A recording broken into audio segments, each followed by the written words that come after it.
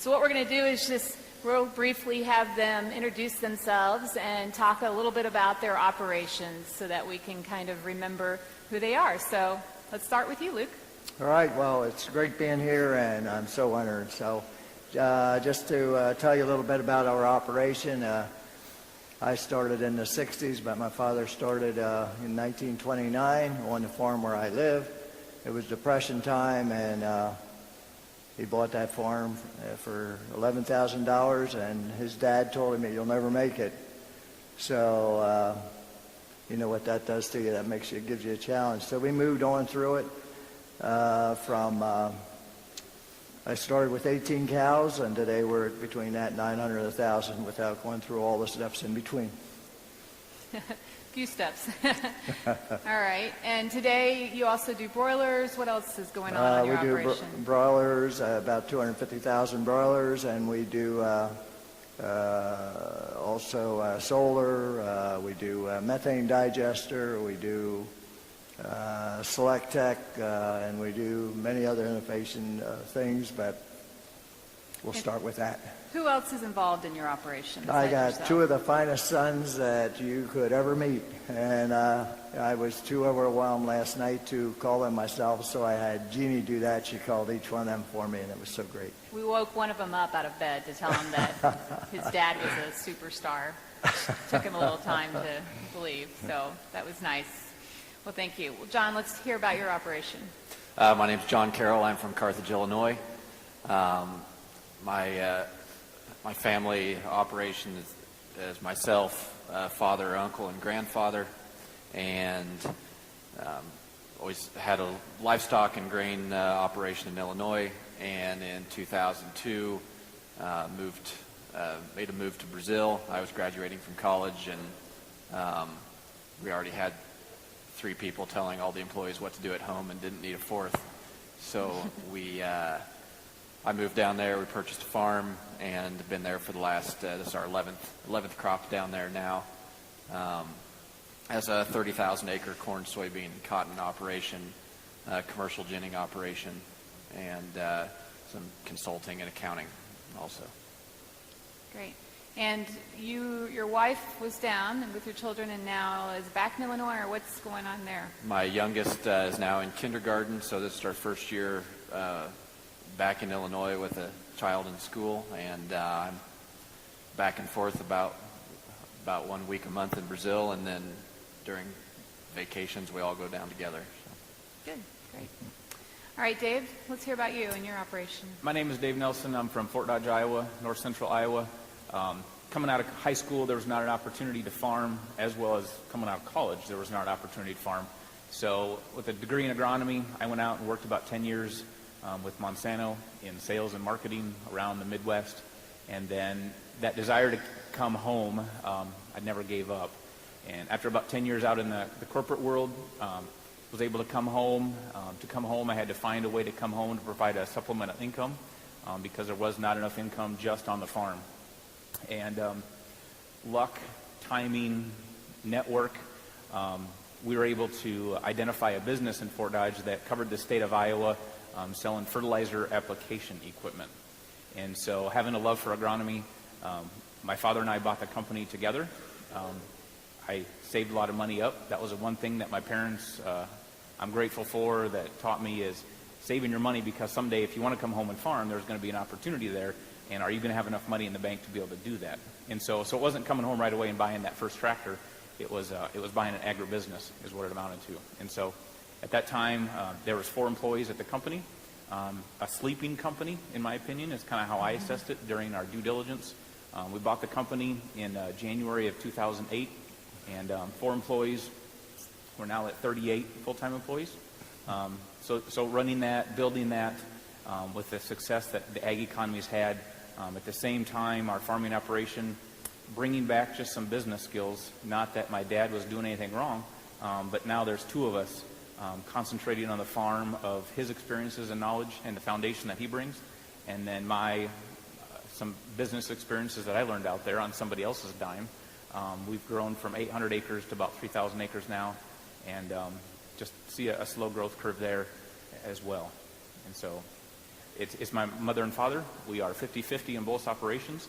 Both of them are LLCs is how we've set it up with the consulting of our accountant, and we work very strong with Mo Russell Consulting and work with Danny Kleinfelter a little bit.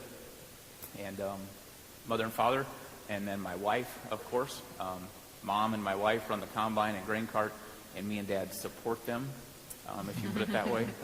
But it's awesome to be home working with your parents and your best friend, my dad. Very good. Danny just was speaking that one of the things he's noticed that makes a top producer is timing of when they got into certain opportunities. And I know that has been a key factor, Dave, in your operation. You were talking about that on our interview. Can you tell a little bit more about what you mean in terms of how timing has helped with Brokaw? Yep. Just this era of ag's been good. Timing's been perfect. I mean, so we came back in 2007. We bought it in January of 2008, but we came back in 2007, and I worked as a general manager for the company. So again, 4 employees. I was number 5. So it was a perfect time to work at the company, be the sales manager, general manager, and do my due diligence process of, is this a sustainable company? Is there growth opportunities? And you think about the scenarios. I remember the 80s. I don't remember all the details, but so I've heard about all the fathers that tried to help the sons get going in the late 70s and early 80s and that, and they put it all into it. And you know what? They were the best managers, but you know what? The times got the best of them. And for us, it's been a blessing, and it's been timing. Agriculture's been great. I'll give half to 3/4 the credit to our timing in the ag economy of how fast Brokaw's grown. But at the same time, being a company that just needed some ambition, needed some marketing, and needed some leadership that it did not have before, those were the things that we personally instilled into the company. And then our people, going from 4 to 38 now, good people attract good people. So in one sense, I feel like I sit up here as, oh, look what Dave's done. It's being able to surround ourselves with good people at Brokaw is what's helped us achieve these levels that we've gone, besides the economy and the timing that we came in. If we would have came in, when is it going to shut off? When's our bubble going to slow down? Is it next year? Is it 2 years from now? We're always cautiously optimistic, but that slowdown is coming to where instead of 2008, if it would be 2 years from now when we started in it and it was wrong timing, we probably wouldn't be where we're at today. Luke, you've been farming a little bit longer than the other 2 gentlemen beside you, so I'm sure timing has factored in so many different ways over your farming years. Talk about some opportunities and things you've seen. Well, I think that from Danny's last talk here, I thought, wow, I want to take that along home. That is so valuable, what he's just said. But timing, and I heard people talking about, well, we had to buy land, we should buy it, this and that. When I started farming, I started on Dad's farm, and then I bought it after a few years. But there was farms. We're surrounded. You guys don't know anything about farming around houses. We're farming around probably 200 homes, little patches here and there, and I say little, maybe they're 50 or 100 acres or smaller. But the timing has worked out so well for us. We can say to ourselves, why didn't we buy that farm beside? On the other side of the road from me is development. On the back side of me is where we farm and all over the place. But we were offered that farm for $1,000 an acre. But how can you buy something when you can't make it cash flow? So as time went along and we built up a number of farms, but seemed that timing was just right. And it had to be right that you could make it cash flow. As was said here, we could have bought land years ago for $5,000 an acre. In our area, the land is now between $15,000 and $20,000 an acre. We just purchased another chunk of farm ground here about a month ago. But it was a surprise. This person that was not farming sent a letter to just a couple of farmers right around and said, are you interested? And it was like, what a surprise. This is just what we're looking for. Because we lost at an auction about a year ago. We were next to last bidder, but we decide when we go to an auction or you're going to buy something, you better decide what your price is and what you can afford to pay and cash flow. and we lost that as second bidder.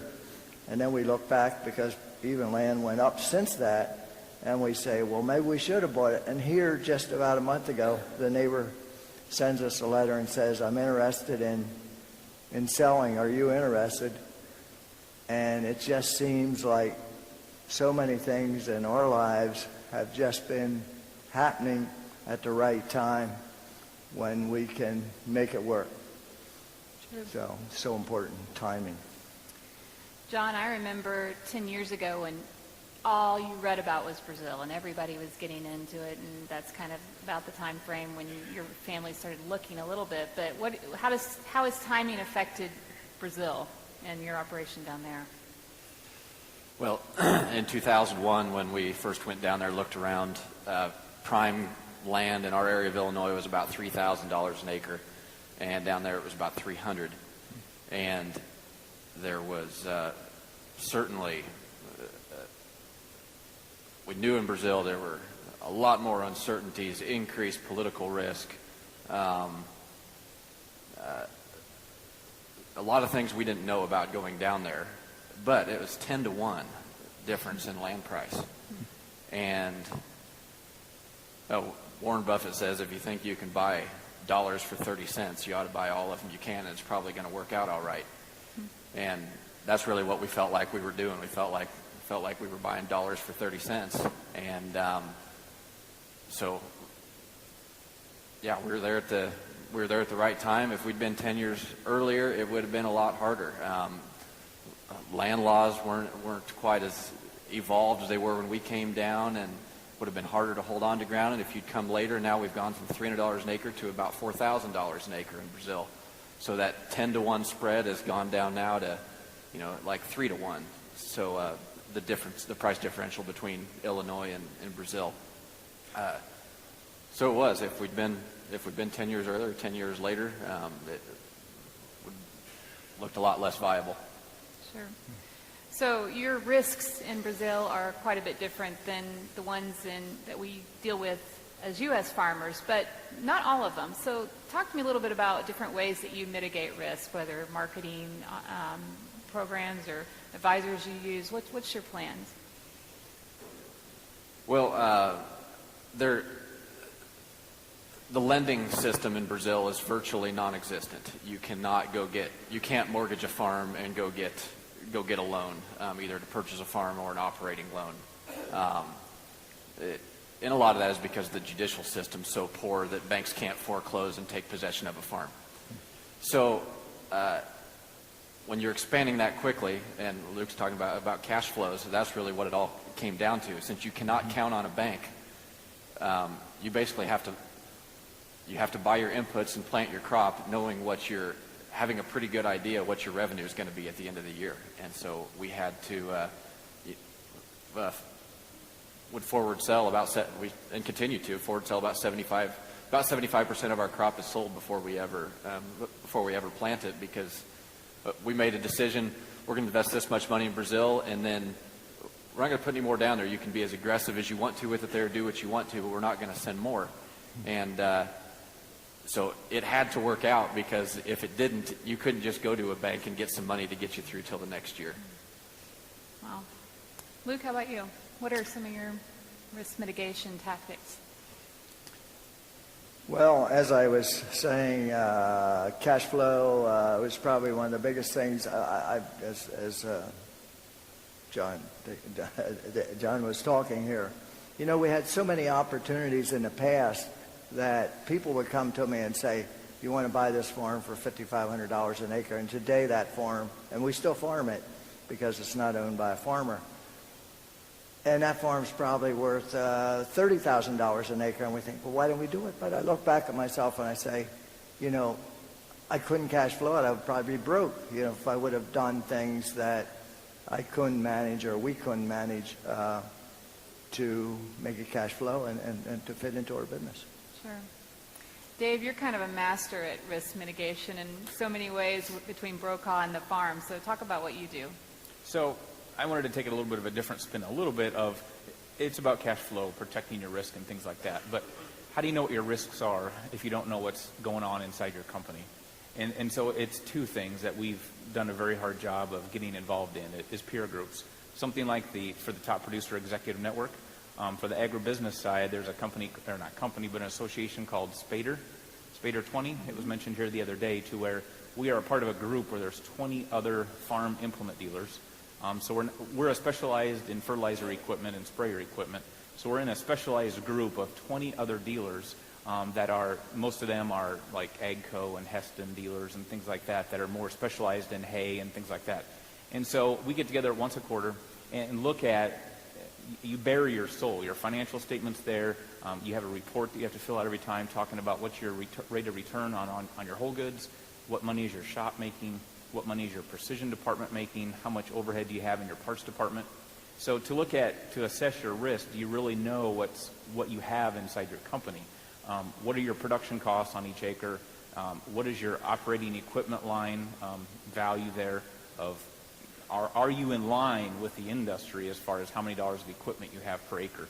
It's nice driving the new equipment, but if your equipment costs are way up there, that's not something you can pull way back in real fast if we get into a time where we need to slow down. And so that would be my encouragement, and one of the things we do is really study our in-house and compare ourselves to the industry on the agribusiness side, and then something like in the economic or the executive network peer group is to really compare ourselves against our peers, not our neighbors, because our neighbors, a lot of them are the status quo guys. Mm-hmm. And those are the guys that they're great to have them as neighbors, but it's people like you to associate with, to get to know are we doing the right things? And so that's a lot of things how we look at risk and try and scorecard ourselves. Good points.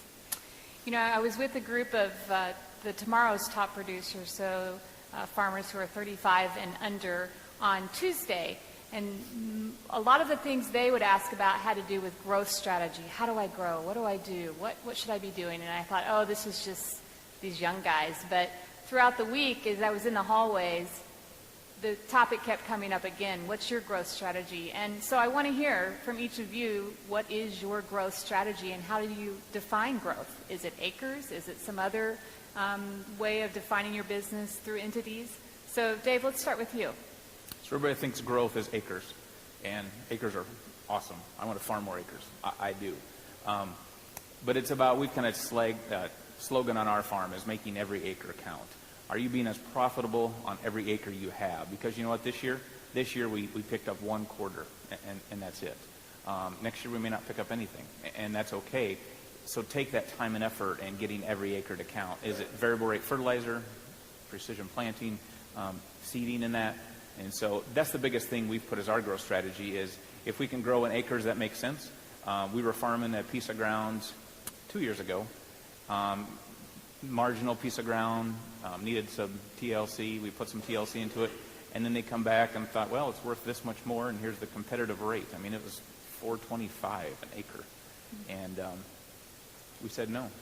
It was like 275 acres, and it's acres. It's spreading your machinery costs over more acres and all that, but no. And so we passed it up. And so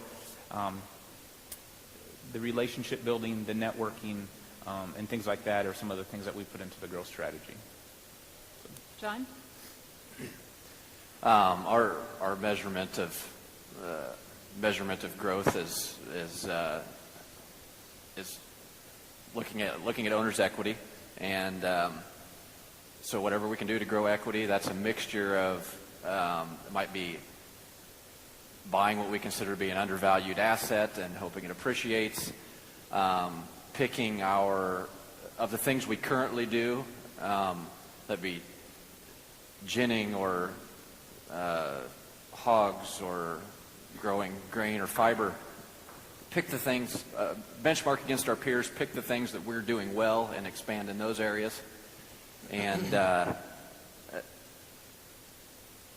over the 10 years I've been in Brazil, there have been thousands of U.S. farmers who have come through there looking at things and kicking the tires. And for the younger guys that are in here, I'd say there are what I hear every time from the guys in their 60s and 70s that come through is, man, if I was your age again, if I had this opportunity again, this is what I'd come and do. So for the younger guys that are here, I'd say, the world is so much bigger than your backyard or your township or your county or your state. And I'm not saying you need to leave the country or go to Brazil or the Ukraine or Africa, but the markets are not perfectly efficient. And so you need to go, there are places that allow you to get more than a 3% return buying $10,000 an acre farmland. And so if you want to do that and you don't want to be these guys in their 60s and 70s that are regretting it, get in a car, drive around, network like you're doing in places like this, meet people in other farming, other agricultural areas, and go there and look around. If you stay where you are, you'll never see those things. Nice. Luke, what's your growth strategy? The strategy on our farm, I think, is one thing is I'm having so much fun farming now. If I was talking with a group and it was a younger group, and I was saying, boy, I wish I could be as young as you guys, but I sure like the money I have today. But anyway, the point is that I am enjoying farming so much. I say I have so many cows and I don't have to milk one, but it's not that everything don't go across my desk. And I was with some people last night, and it's like, oh, is it time to go to bed? Well, usually about 10 o'clock to 12 o'clock, I might start going through the mail and deciding what has to be done next day. But we have so much fun, and we like to think of, I think I missed one point here, we're a part of a professional dairy group in Pennsylvania, producers, that we can strategize among ourselves what each one is doing best that we can take from that group to do better. And another thing I think is, we've gotten to so many cows, and we're sort of limited right there. We always are looking outside the area for maybe to do another satellite dairy. But one thing in the past is we looked at, what can we do with our cows that we can make profit with them? And that's when we thought, well, why don't we build a digester and have another profit center with a digester? Well, then we did the solar, and that is really working well for us. We have a hot water system also, and so we try and look at each project and decide, is this thing going to pay for itself, and what's it going to do good for us and good for the environment, because we're called a green energy farm. So we're just having so much fun and enjoying life and trying to pick up certain things and make sure they pay and then move on to the next project. Sure. So each of you manage a good number of employees, and you have different things that you're dealing with. And so I'd like to hear from each of you some employee management tips, things that you either have done well or you've done poorly and you've learned from over the years. And are there any ways to just really keep good employees around? And Luke, I know this is something that's important to you, so what do you think? Well, my son Tony, as you saw in the pictures last night, Tony is in charge of employees. It seems like employee is not a problem for us. We meet with, Tony meets with the milking employees like once a month. Mike meets with the equipment employees. And, when I have a Ranger that I drive around the farm, and do all the detail work, and they'll see me coming, and they'll hop out and say, hey, can you get me this? Because they know that usually Mike and Tony are busier than I am around the farm because they're doing most of the employee. But when I go to that employee, I had either a text or a call on my phone here, but it didn't bother because I wasn't home. But they can call me up and they know that they're going to get something, and we have such a great relationship.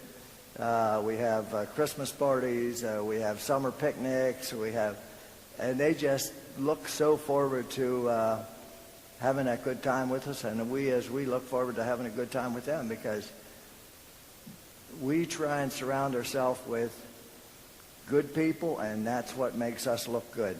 And as I probably said in what I sent in, I said we depend on conservation, our conservation district, even our governor's been very supportive of agriculture, and I give our Secretary of Agriculture also. So if you have that good relationship with your employees and with people around you, it sure does make life easy.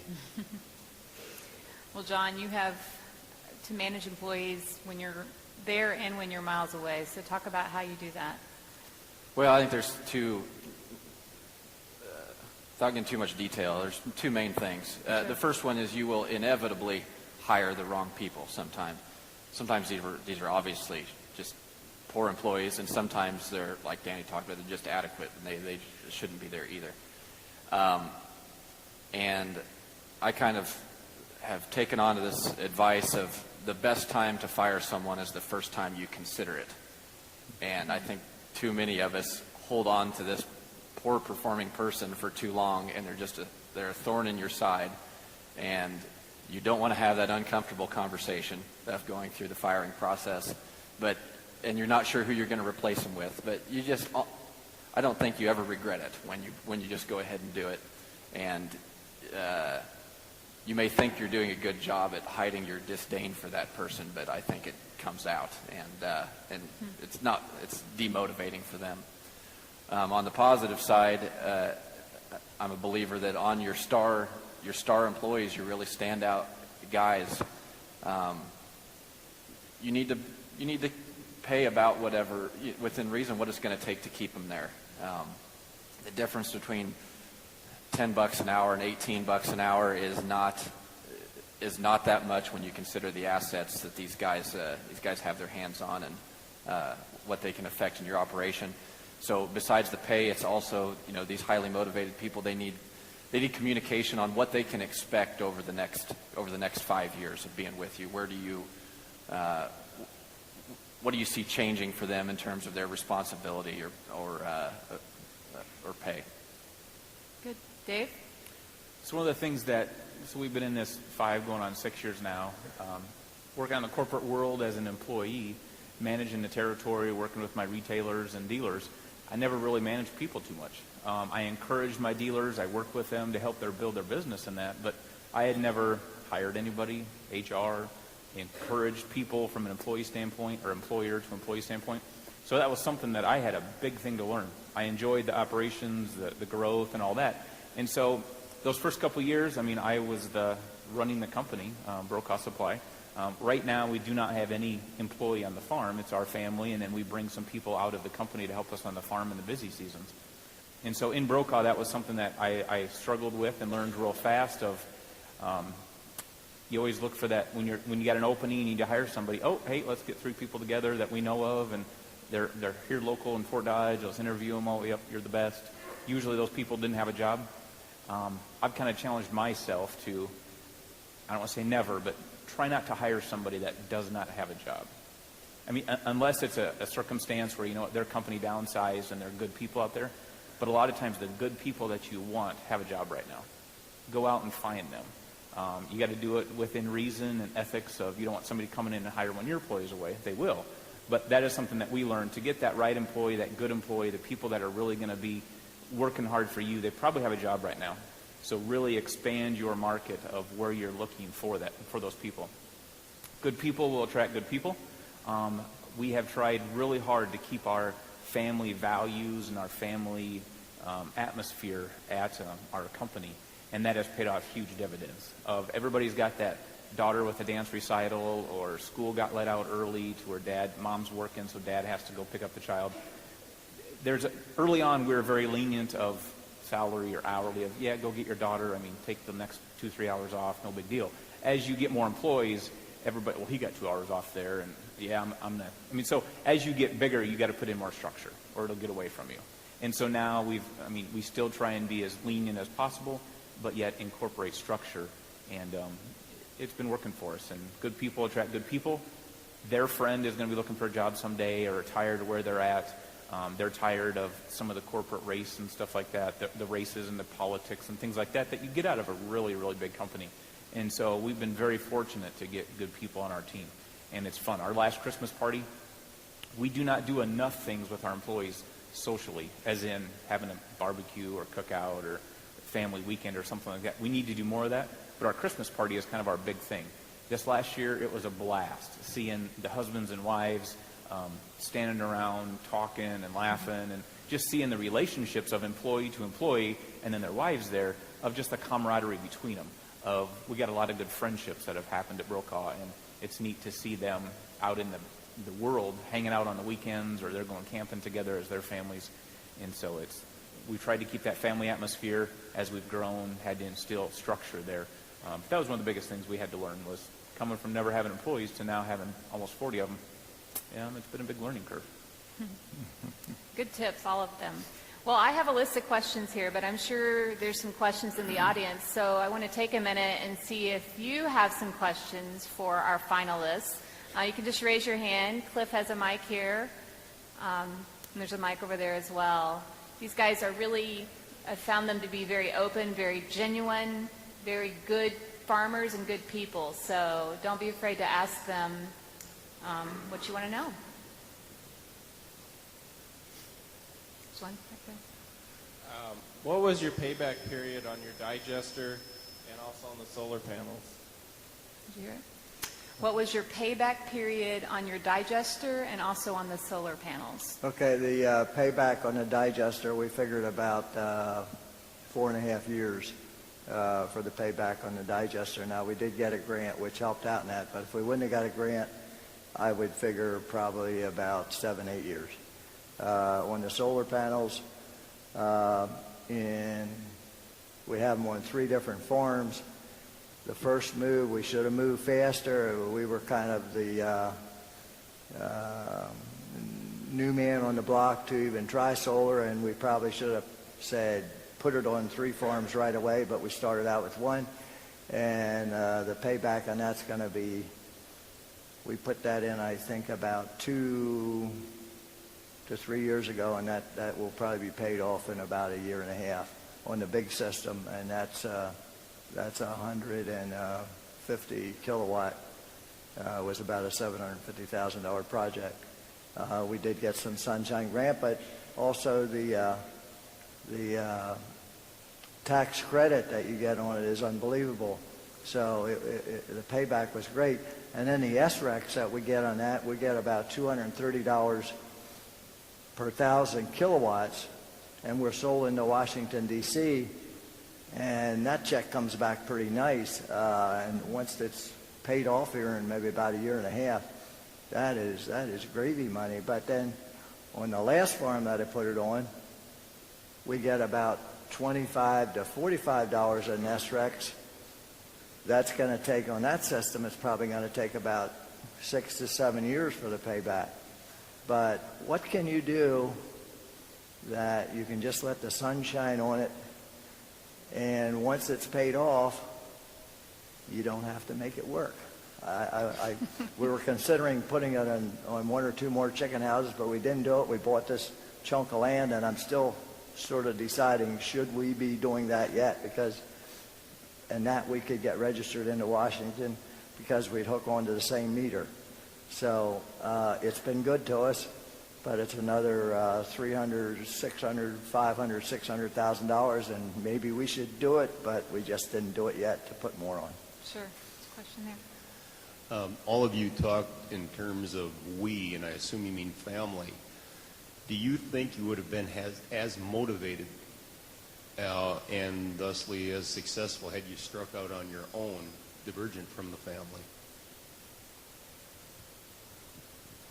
I'll go first. Go, Dave, yeah. I didn't catch your question. It may have been hard. I mean, it may have been hard to. The biggest thing that drives me every day a little bit is just being able to come home and carry on that farm legacy. So that's on the family, the farm, carrying on that legacy. I'm 5th generation farm on our farm. It would have been very hard. I don't feel I've gotten any free gifts, but I've gotten opportunities. That's the biggest thing. And that would be the biggest thing that I would encourage anybody is to, if you want to go home and farm, it's like, well, it takes so much money to get started. And so I'm talking about going home to farm, not starting on my own. you need opportunities, and you need the right people to help you with those opportunities. You don't need the free gift. Save your money. I mean, right now I'm saving for that next opportunity, not to buy another business and stuff, but that next opportunity of that neighbor that's farming 1,800 acres right now. He's 64 years old, no kids there. We've already kind of talked with him a little bit. I have a hard time being patient, and so I watch him every day, and is he slowing down? What can I do to go help put duals on the tractor? But there's a point of being pathetic and trying to, what can I do, what can I do? I have not asked him that. I did take out life insurance on my dad, though. But that's part of our buy-sell agreement, though. But the biggest thing is go out and find those opportunities. My theme is, with Jeannie is, it didn't show in the biography, is if you want to go home and farm, you can go home and farm, but you got to find the opportunity. But you may have to create that opportunity yourself as well. There's all the, go home, drive a semi, or start a trucking company, livestock, be a seed dealer. Precision planting is one right now that sticks out in my head. They're looking for some really strong dealers. And if you're an entrepreneur, there's going to be a big future with, that's just one company I see right now. Find those things, take some risk. I put a lot of money on the line to be able to go home and do this. It's paid off. Not every time would it have paid off, but find that opportunity, or maybe try and create that opportunity. John or Luke, do you have a comment? Yeah, I'd say no, would not have been as successful without family backing. I would say there was nothing that was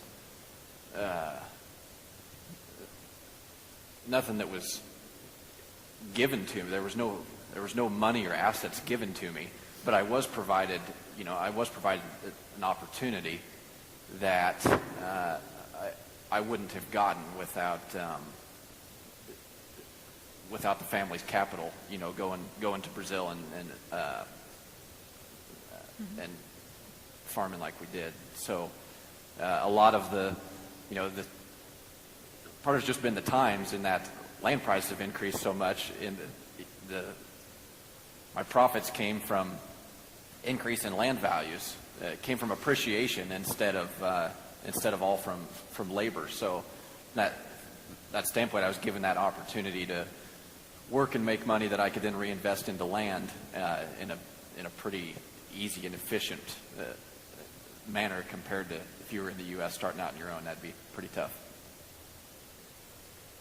I think do we have a question over here?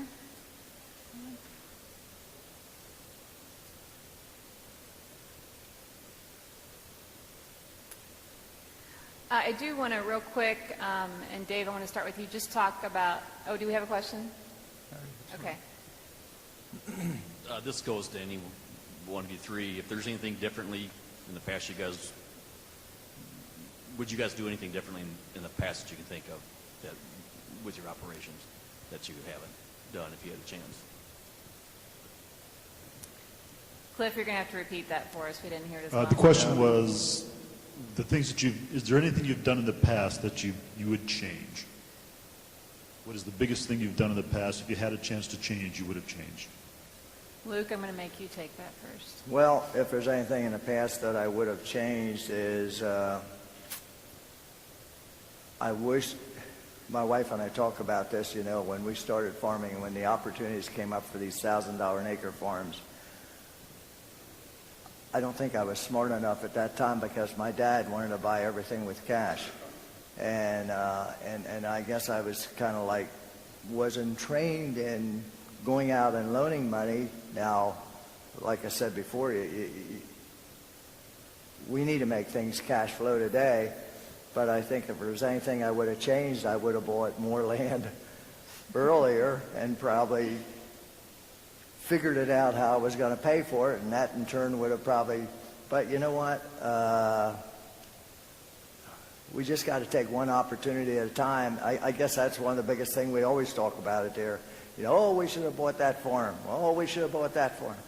Well, we didn't, and maybe that was right. So I guess I can't change that. We just need to keep looking for those opportunities now that are coming up. Sure. John? Oh, there's certainly plenty of things I've done wrong that should have done different. You're pretty young, too, so you got a lot of mistakes to make. I do. That's scary, isn't it? Well, it's like the speaker here yesterday at noon talking about having to pick between having to pick either the bad way or the really bad way. I had a lot of those in Brazil where there was no good thing to choose, and so how would it have turned out if I'd picked the other bad option? I don't know for sure, but in general, the plan worked.